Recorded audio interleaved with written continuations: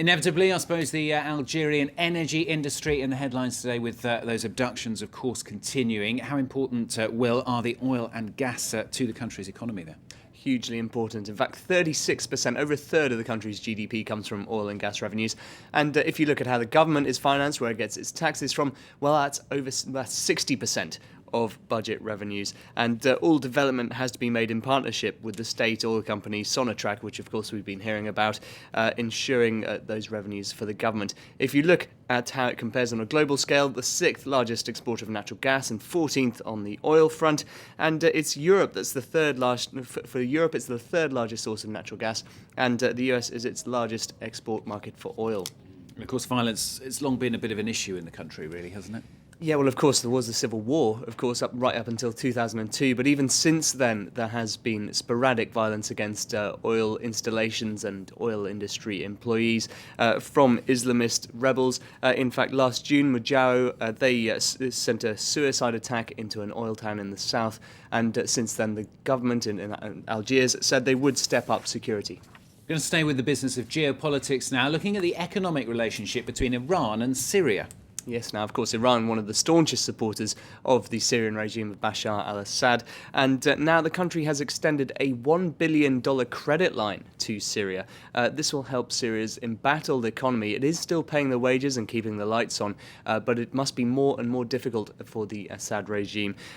Purchasing power of the Syrian pound has indeed fallen by almost half since the uprising began in March 2011, and this will only help, I suppose, them carry on keeping the lights on and keeping basic materials coming into government-controlled territory. And of course, for viewers who've just tuned in, we are, of course, having a series of special reports on Iran today on France 24 in the run-up to the broadcast of a special reporters edition from inside the country tonight at 9:45 p.m. Paris time.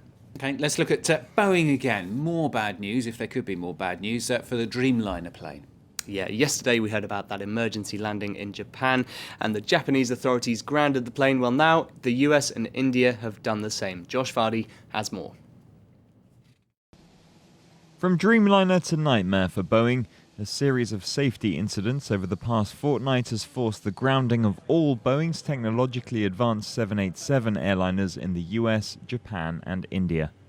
The last drama happened in Japan on Wednesday when a domestic All Nippon Airways flight was forced to take an emergency landing after a burning smell filled the cockpit. The problem appeared to be in the airplane's battery, which was found to be leaking electrolytes with burn marks around the outside.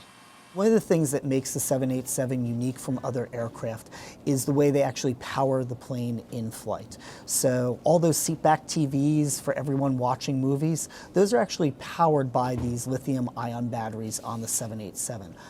With almost 3/4 of the global fleet of their latest aircraft sitting on the tarmac, this has been a humiliating blow for Boeing. It also looks set to hurt air carriers worldwide currently running the 787. How each airline will deal with the business of keeping people flying, flight changes and such is their own problem. From our point of view, all we can say is that we're making every effort to ensure the safety of airline passengers. The Dreamliner had already been plagued by numerous setbacks before its launch 3 years late. With no concrete news of when the grounded 787s will be able to leave the hangar, these recent woes only add to its uncertain future. So how's all that affecting Boeing on the markets then, Will? Well, Boeing traded 3% down in US trading on Wednesday and a further 2% down after hours. But this is how the European markets are opening up. In fact, not opening up, rather opening down, you could say.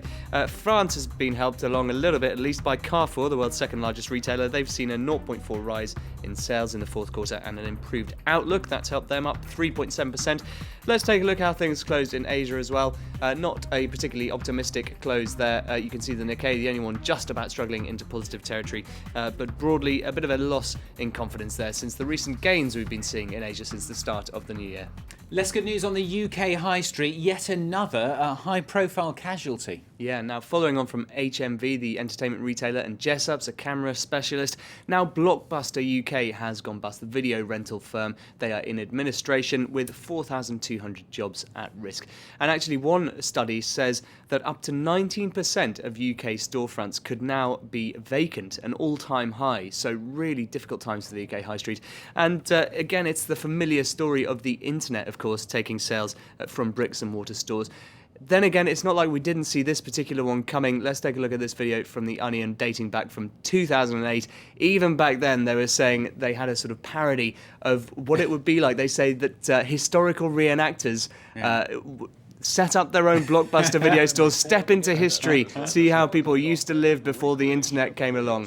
And this was in I 2008. used to go into Blockbuster all the time when I was a kid. It was right next to where my dad used to work. Those were the days, eh? But no longer, sadly. Not in the UK anyway. There are still a few stores in the US. Oh well, sad news, ending the business news. Will, thank you very much. Will Edwards with the business here on France 24. Lorna's got the latest after the break.